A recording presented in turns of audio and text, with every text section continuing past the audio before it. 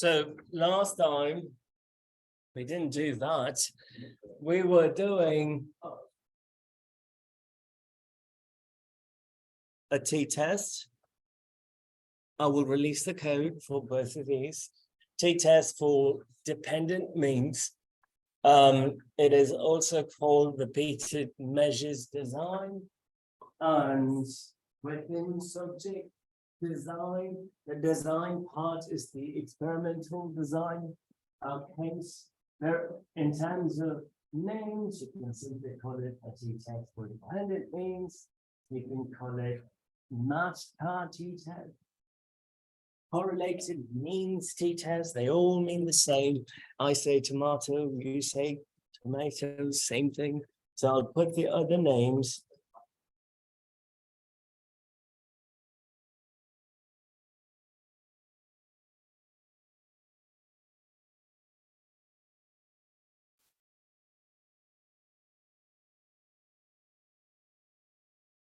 So the t-test part is the name of the test. The design would be repeated measures design within subjects design. I'll do one of each case so you understand what I'm talking about. Last time we looked at chips, not chips that we eat. You can still eat a silicone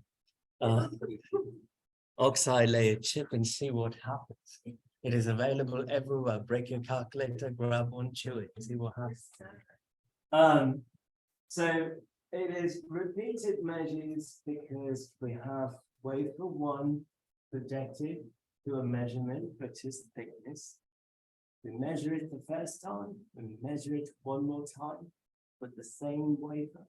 So repeated measures happens all the time in scientific experiments. Now that we have a basic understanding, we want to know if there are differences. I'm going to start with the box plot.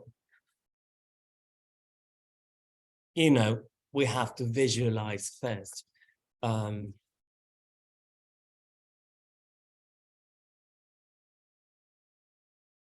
I'm using the older approach. If you look at the help over here, the syntax is slightly different because improvements were made, things have evolved, but I don't want to get into the new stuff because it's too much for a beginner.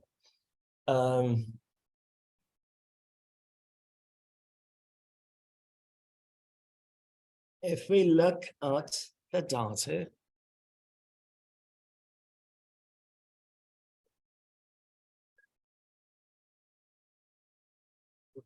oh, I didn't source my file.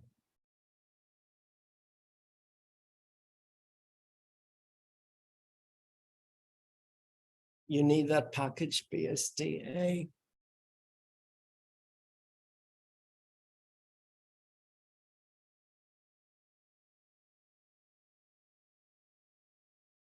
That is our data. There are 30 observations per measurement case. So wafer one, first measurement, wafer two, second measurement. There are more, and we can do those later when we get to a different experimental design. So here, two of them is good enough. So wafer 1-1, wafer 1-2, just two measurements. On color, going to use, no surprise here, tomato. Time, go for text.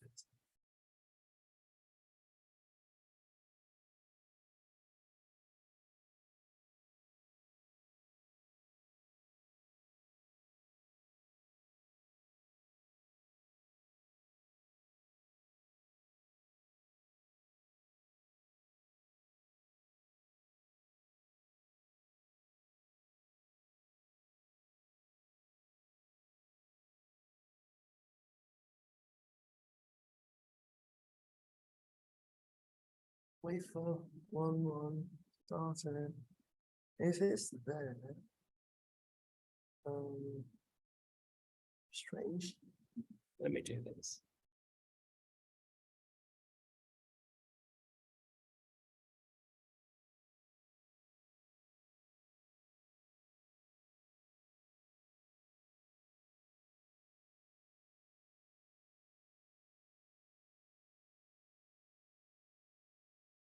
I know why.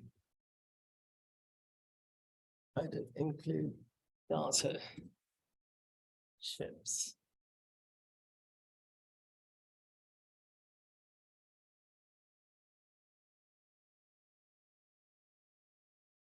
People forgotten.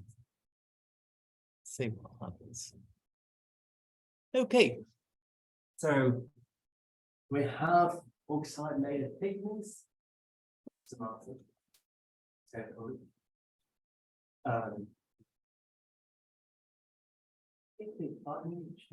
Oh wait. Yeah. They did. Tomato would correspond to waveform 1, which is the measurement of thickness for the first waveform. There's one measurement of thickness for the second waveform. Just by looking at the picture, do you think that there are differences between measurements? Let's just take a guess. Jonathan says no. Paul says no. No differences. We'll stick with that. Okay. Why do we need a test? Next question.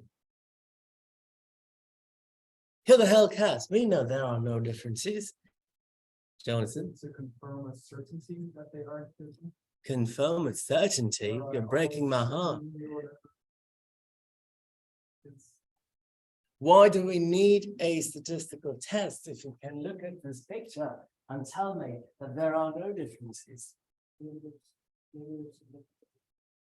One, we want to know if the difference, if there is one, significant or not. If we conclude that there are no significant differences, then two measurements are consistent. There is another reason. The reason is right there in that picture. Very good. Outliers. Since Alex looked at the outlier, I will say there is another reason. A third one. Do we have to play the word game?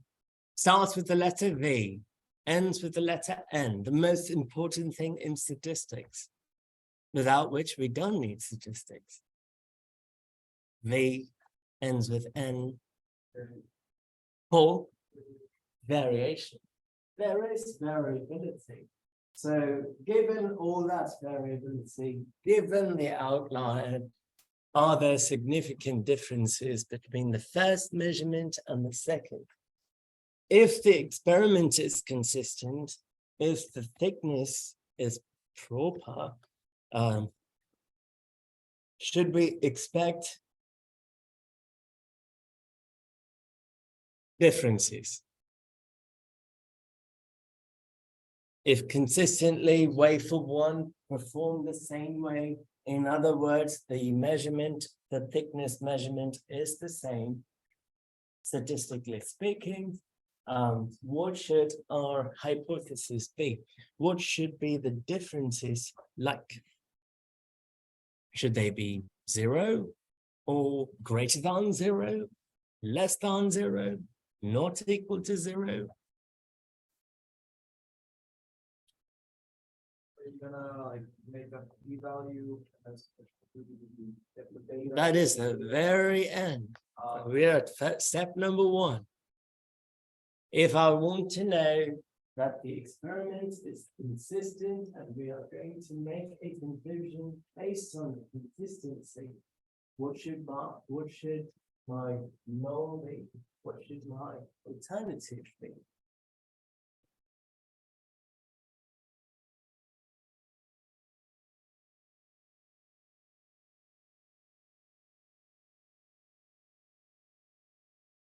Let's say mu_d is the average difference. That is my hint. What do you want that average difference to be like? If you want to verify the claim, in other words, find support to the claim that there are significant differences. Jonathan, the null here has to be mu sub d, which is simply the average differences. We want it to be 0. Alternative,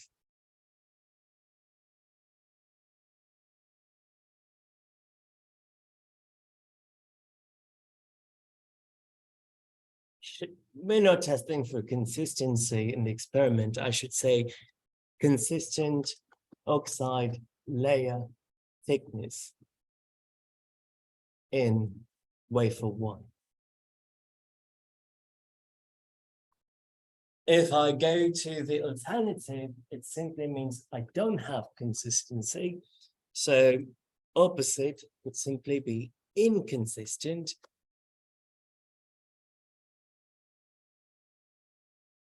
Mu underscore d is not equal to 0.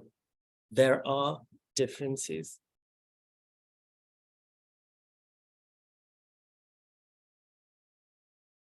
Good. Now we want to do a test. This is the crucial part. We have the data. We simply need a test to either support, not support the argument that there are differences in thickness.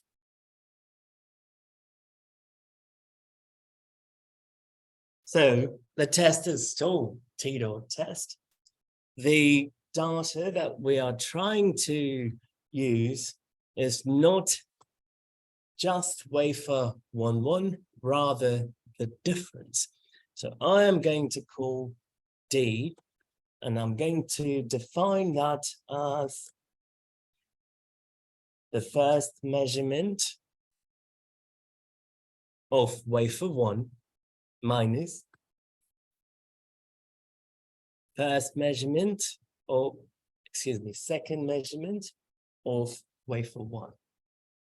So wafer 1, first measurement, wafer 1, second measurement.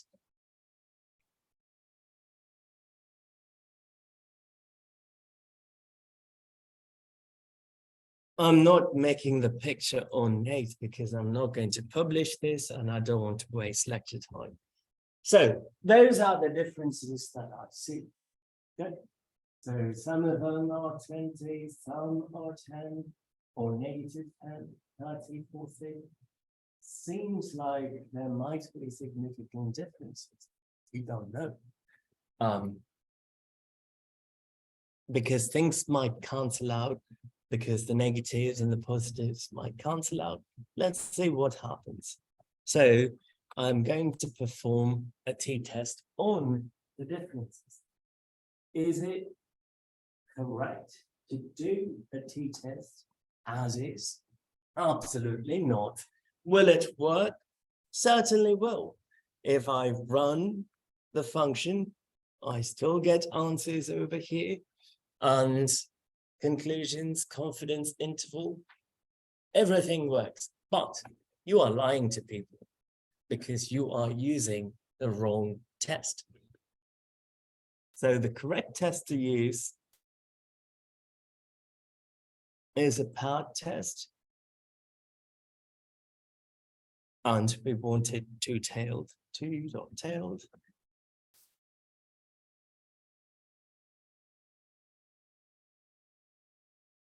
By default, paired is false in the sense it is going to go for a regular t-test.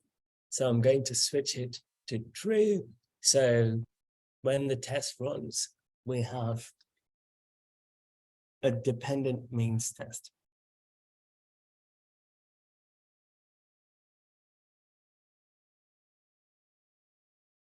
Going to print the result.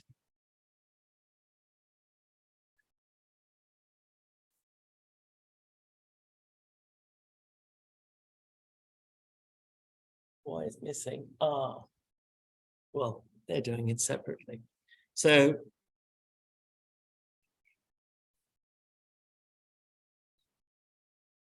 R seems to take care of it on its own. So it wants the two values, X and Y.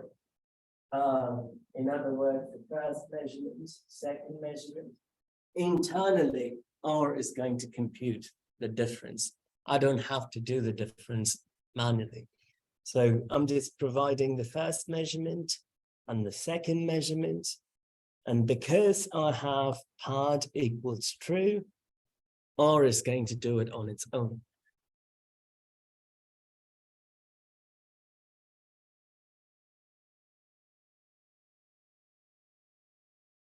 And I end up getting 1.0523 degrees of freedom, 29, because n minus 1, p-value 0.3013.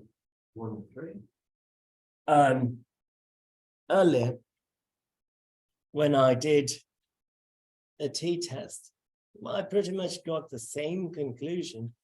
Reason being, I used the difference directly. Difference, t-test, same thing. In comparison to using them separately. But the key here is to have part to be true, in which case it will do a part t-test, matched part. Now, I'd like to show something else.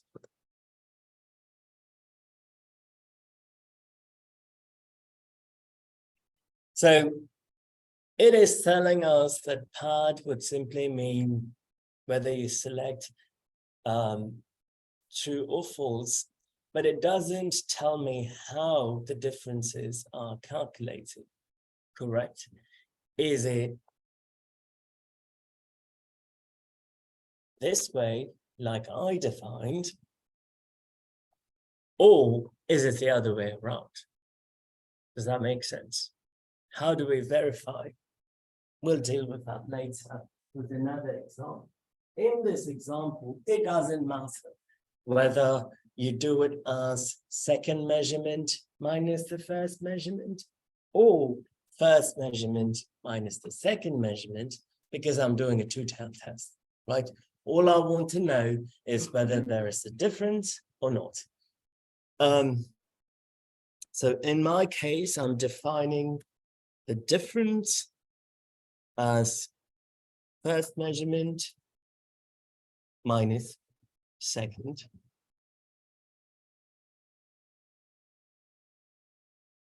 Great. Interpretation. Last time I showed you how to plot this test statistic and all. If you review that, you will know how to interpret properly, Cleo.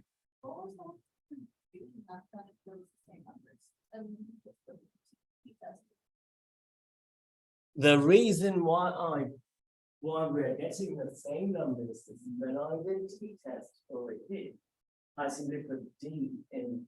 Yeah. But here I'm doing it separately. If I change it to false, well, do it with true. That's the information I'm getting, 1.0523. If I change it to false.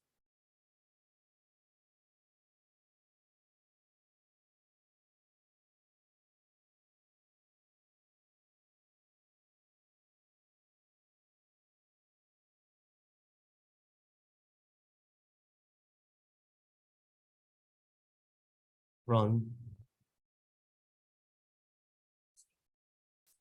Why did you just do the t-test either the first?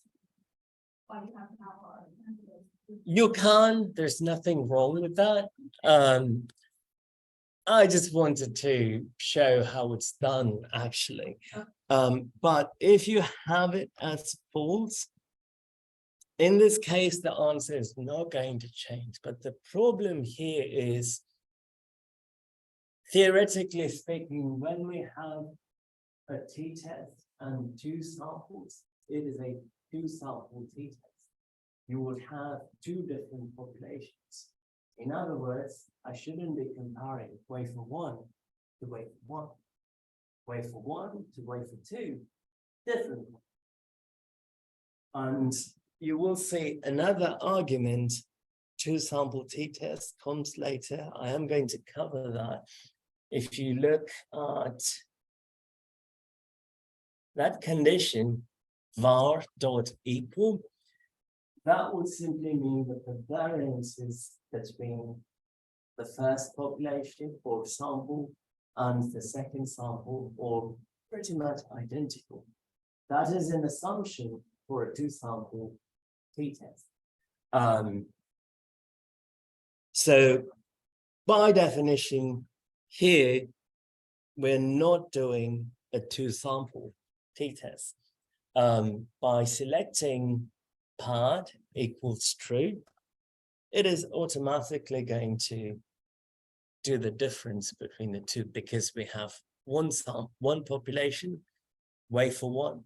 So sample from wafer one, just two measurements.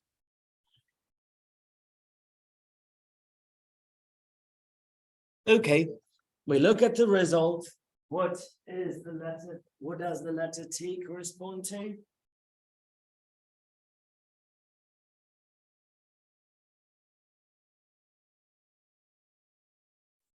Test statistic, very good. DF.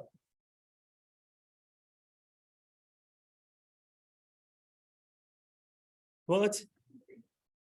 Degree what, Cleo? Frequency. Riley? Degree of frequency? Degrees of freedom.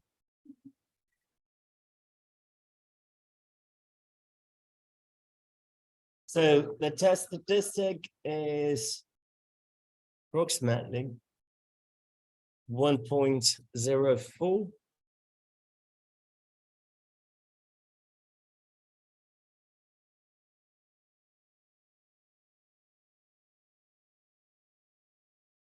Oh, 0.5. Degrees of freedom 29, p-value 0.3013. DF is always n minus 1. So n in this case is 30. So 30 minus 1, basic math, 29. And p-value 0.3013. Good. By default,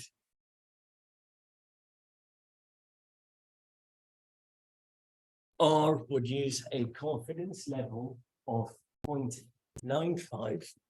So if the confidence level is 0.95, what is alpha, the significance level? 1 minus that. So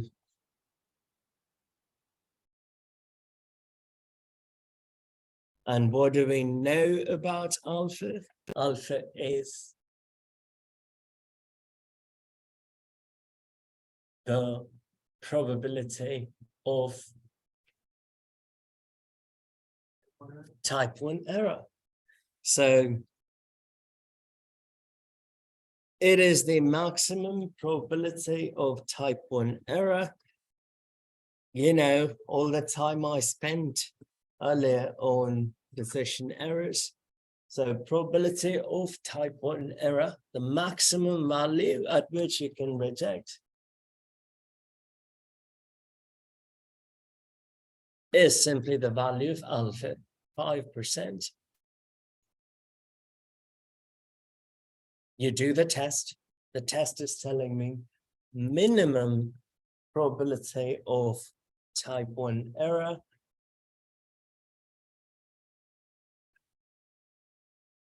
at which to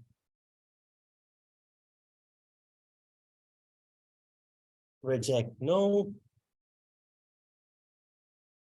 is 0.3013, which is the p-value. So when I first started the test, my condition was the maximum probability at which I'll be making a mistake in rejecting the null has to be 5% or below. The test tells me, well, the smallest value that you're going to start at is 30%. If you go back a couple of classes, I mentioned that interpretation in frequentist statistics is by repetition, repeated sampling. So if I repeated this process time and time again, the probability of error is going to start at 0.3013 and it is going to end at 0.05. It is always going to fall between those two values. I just wrote it in reverse order. Yeah. Intentionally, because we are looking at the probability under the curve, not on the real number line. Perhaps I should do this.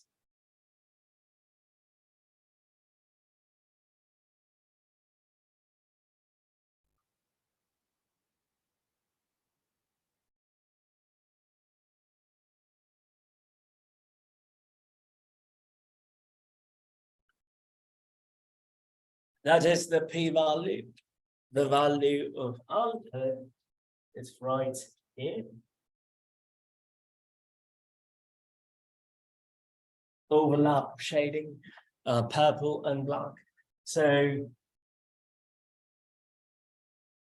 the value at which you can reject the null, the maximum value has to be 0.05 or below. This area has to go small, but the test is concluding, well, the smallest value, minimum value at which you can reject is 30%. In simple terms, it is telling us, well, you can reject the null, but based on the data, if you did, the chances of a false positive is 30.13%. Good. I started with the 5% maximum. Data tells me, well, the minimum is going to be 30.13. So given those circumstances, given that evidence, should you reject the null? I can't hear you. Yeah. You have to reject the null. Okay, do we agree with Phoebe? You don't know.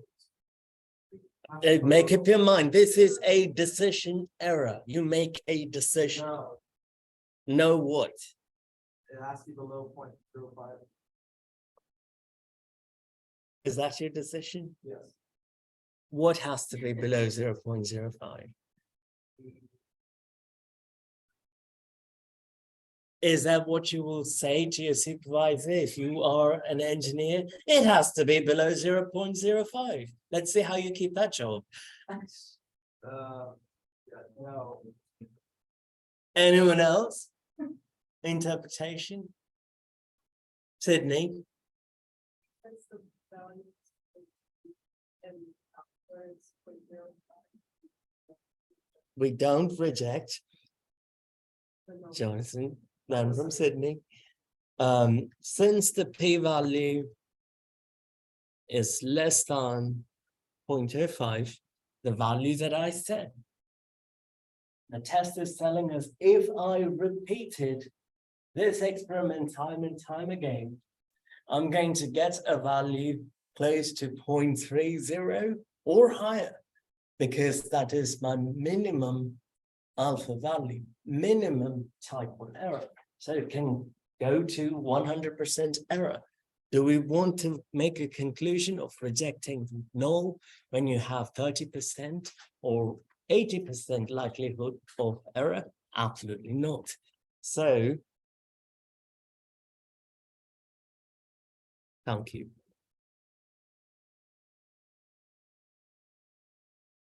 You do not reject null. Well, if we don't reject the null, what is our practical conclusion in terms of, you know, the wafer, chips? There is a change difference. There is a change between Different- our first measurement and second measurement. Okay, do we agree with Aaron?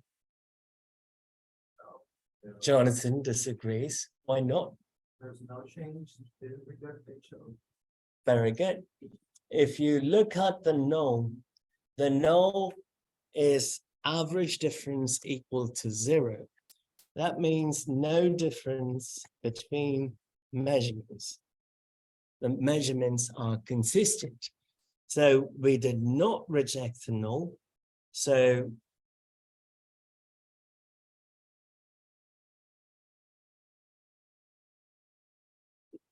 no difference in measurements 1 and 2. Consistent results. So one can be satisfied with whatever machine that is making or coating this chip. So you tried it the first time, you tried it the second time, it is giving us similar results. So the device is working properly. Good. This is a practical industry application. Do we follow? Yes, no, maybe. Okay.